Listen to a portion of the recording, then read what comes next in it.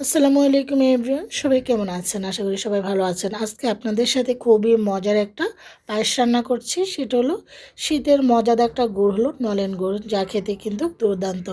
আজকে আপনাদেরকে শীতের সে নলেন গুড়ের মজাদার এই পায়েসটা রান্না করে দেখাবো একেবারে সহজ উপায়ে। শীতের সময় এই ধরনের পায়েস পিঠা তো আমরা বাঙালি, আমরা খেতে খুবই পছন্দ করি। লোভনীয় নলেন গুড়ের পায়েসটা এত মজা, বেশি করে রান্না করলে ঠান্ডা ঠান্ডা খেতে কিন্তু দুর্দান্ত লাগে।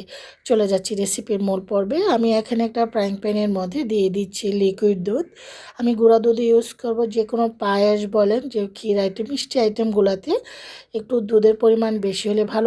পায়েস বা ক্ষীর আইটেমগুলোতে একটু দুধের পরিমাণ বেশি দিতে হয়। আমি এখানে লিকুইড দুধ দিয়েছিল 1.5 কেজি, আর 1 কেজি 1 কাপের মতন আমি এখানে দিয়েছি হচ্ছিলো গুঁড়া দুধটা, আর তেজপাতা, এলাচ আর একটু লবণ দিয়ে দিয়েছি। এই জায়গাটা অফ ক্যামেরায় দিয়েছি। এখন নেড়ে চেড়ে এটাকে গলিয়ে নিচ্ছি, দেখছি দুধের পরিমাণ আর লাগবে কিনা। নেড়ে চেড়ে ভালো করে আমি একটু জাল দিয়ে ঘন করে নেব। প্রথমে আমি এখানে গুড়টা মিক্স করে নিই। এখন একটু উল্টে পাল্টে দেখছি কী পরিমাণ।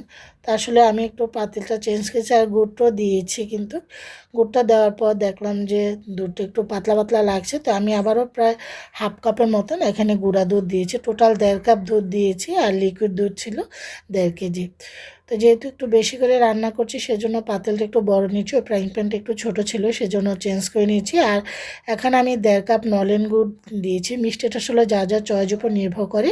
যেহেতু এটা নাড়তে নাড়তে একটা সময় যখন ঘন হয়ে আসবে, তখন কিন্তু এটা মিষ্টিটা পারফেক্ট হবে। সেজন্য আমি এখানে 1.5 কাপ দিয়েছি। মিষ্টিটা আসলে যা যার পছন্দ উপর নির্ভর করে।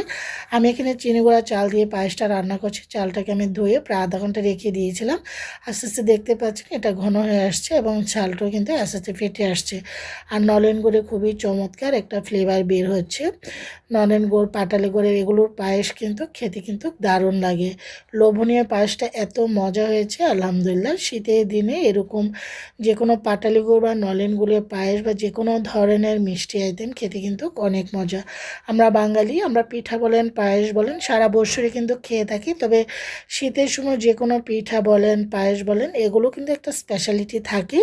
আমার কিন্তু পায়েসটা হয়ে গিয়েছে, এটা নামানোর পর ঘন হয়ে যাবে। আমি এখানে একটা সার্ভিং প্লেটে সার্ভ করে নিয়েছি নলেন গুড়ের সেই লোভনীয় পায়েসটা। গন্ধটা এত সুন্দর বের হচ্ছে আলহামদুলিল্লাহ।